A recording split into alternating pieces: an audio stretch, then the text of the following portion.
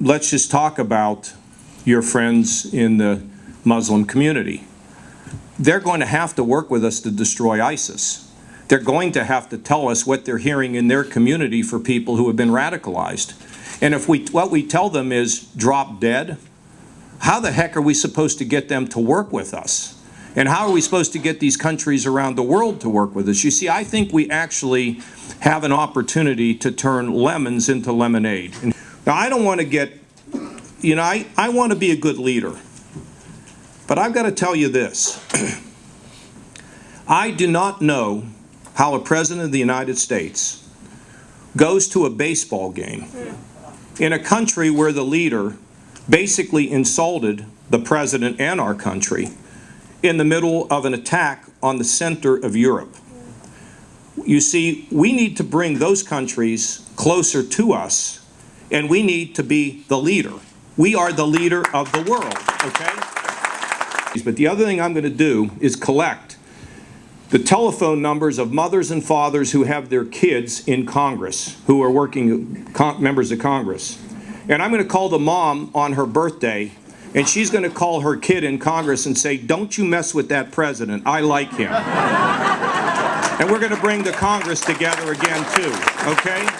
We have a ways to go, and we will see what gets said between now and the nomination. Let me tell you what I expect is going to happen.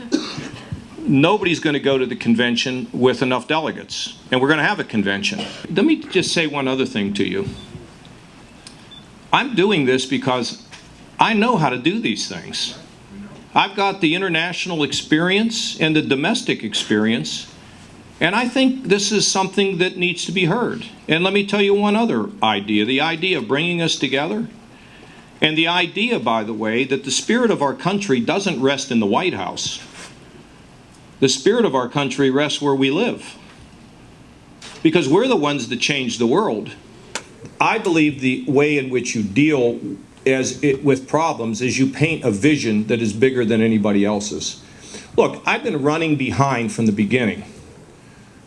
Most of you, until about 3 weeks ago, thought my name was Governor of Ohio, okay?